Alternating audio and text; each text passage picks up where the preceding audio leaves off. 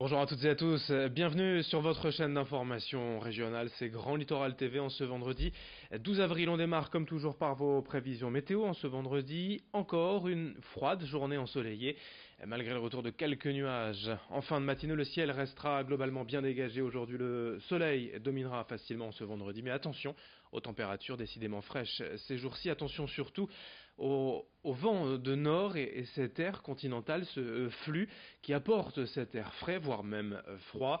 Les températures aujourd'hui 9 degrés à Boulogne, à Calais et à Dunkerque, 11 degrés à Saint-Omer et le Touquet. Du soleil mais un temps froid pour ce week-end et pour cette fin de semaine également. La météo, bien sûr, après le journal sur Grand Littoral TV.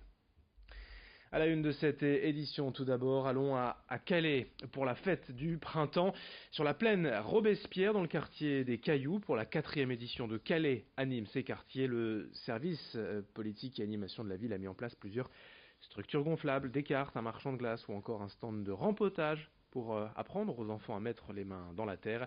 Des animations qui ont amusé les enfants hier après-midi afin de fêter le retour des beaux jours. Anthony Dubois, adjoint technique de la ville de Calais, explique l'importance de sensibiliser les enfants aux plantes. Il est au micro de Marine Kijek. Le but ici de cette activité, c'est de sensibiliser les enfants au toucher de la terre, tout ça, savoir qu'est-ce que c'est le rempotage pour leur apprendre, et puis même pour l'école, tout ça, c'est intéressant pour l'avenir, s'ils veulent faire des potagers, tout ça, il faut avoir des conseils. La nature, il y a plein de choses. On peut observer aussi les insectes. Donc nous, au niveau de la commune, il y a pas mal d'hôtels à insectes, divers projets qui sont créés. L'actualité sociale également avec les manifestations des retraités hier matin sur le littoral, notamment à Boulogne, à Calais et à Dunkerque. À chaque fois des dizaines, voire des centaines de personnes dans les rues pour dénoncer la baisse de leur pouvoir d'achat, la perte d'autonomie. Les retraités s'estiment sanctionnés depuis plusieurs années par les gouvernements successifs. Depuis 6 ans, leurs pensions n'ont pas été augmentées ou presque, alors que dans le même temps, l'inflation, elle, est de 1,7%. On écoute le responsable retraite de la CGT dans le Nord que nous avons joint par téléphone. Une population plus vieillissante, plus fragile, y compris avec beaucoup de difficultés, comme par exemple l'accès au transport ou l'accès aux services publics. Le service public de proximité pour beaucoup sont de plus en plus supprimés. Donc un éloignement des services publics qui oblige les retraités à prendre un véhicule quand ils en ont un, ou alors à avoir recours plus exactement à un parent, un ami, etc. pour faire des opérations. Donc c'est très compliqué à tout point de vue. Social toujours avec le mouvement de grève des facteurs dès aujourd'hui partout en France et qui pourrait durer une semaine. Les grévistes dénoncent la réorganisation des services et de leur tournée, un projet annoncé depuis plusieurs mois par la direction de la Poste, justifié pour faire face notamment à la chute des volumes de courrier à distribuer. À terme, les facteurs ne feraient plus leur tournée en une fois durant la matinée, mais en deux phases, le matin et l'après-midi, un projet dont ils ne veulent pas, comme l'explique ce responsable CGT au micro d'Idil Gunaï. Forcément, il va y avoir un impact très important sur les usagers, sur la qualité de service. Il faut savoir aussi qu'actuellement, le facteur, c'est lui qui prépare sa tournée. Là, elle va être préparée par quelqu'un d'autre. Et donc, il y aura une coupure méridienne qui va être imposée aux facteurs. C'est un bouleversement total de leurs horaires de travail parce que les facteurs distribués le matin actuellement, là, ça va être étalé sur toute la journée.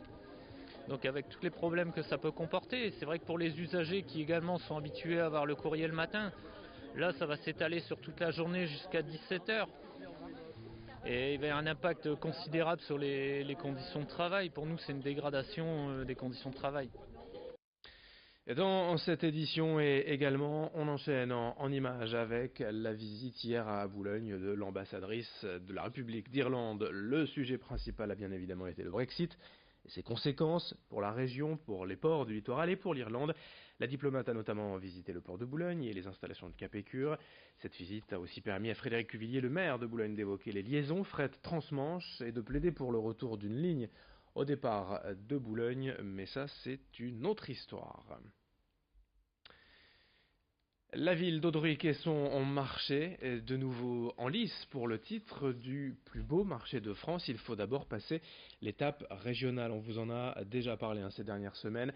Arrivé en deuxième place de la compétition régionale l'an passé, le marché d'Audruy qui espère bien cette année l'emporter en concurrence avec d'autres marchés, notamment Étaples, le Touquet, Roubaix, Lille-Oisem ou d'autres encore.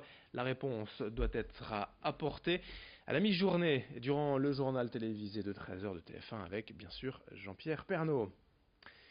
On enchaîne dans ce journal avec l'actualité régionale et en sport, l'événement bien sûr dimanche, c'est la 117e édition de Paris-Roubaix. Au menu des coureurs 257 km dont 54,5 km de pavés. Une fois de plus la météo devrait être favorable, on l'a vu avec un temps sec. Comme toujours il y aura foule autour des secteurs mythiques d'Arambert, du carrefour de l'Arbre, mais au fil du parcours, d'autres pavés méritent aussi l'attention du public pour assister de près au spectacle tranquillement sans être oppressé. Certains secteurs offrent une superbe vue sur la course, on écoute les explications et les conseils de François Doulcier, le président de l'association Les Amis de Paris-Roubaix, au micro de Lucille Berthe-Constant.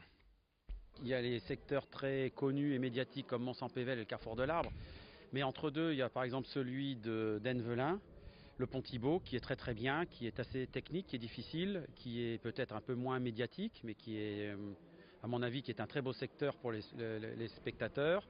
Et après, il y a aussi celui entre Sizouin et Bourguel, qui est aussi moins médiatique, mais qui est tout aussi beau, qui est aussi difficile à négocier pour les coureurs. Et en plus, on peut les voir de loin, puisqu'on peut être sur un espèce de promontoire. Donc pour moi c'est assez intéressant pour celui qui veut un peu varier par rapport bien sûr aux secteurs qui sont les plus connus. Paris-Roubaix donc dimanche la 117e édition. En sport, en football, en national, ce soir l'USLD Dunkerque accueille Cholet à 20h au stade Tribu. Sachez qu'hier soir en match avancé de la 30e journée, l'USBCO s'est incliné chez le leader Rodez 3-1. Il y a également du basket ce week-end de la Jeep Elite avec le SSM Le Portel qui accueille ce soir le Valois à 20h au Chaudron. Le BCM Gravelines Dunkerque de son côté jouera à Boulazac demain soir à 20h. Vous savez tous tout de l'actualité sur le littoral grâce à votre chaîne d'information régionale Grand Littoral TV. À suivre dans un instant vos prévisions météo puis d'autres infos dès le prochain quart d'heure.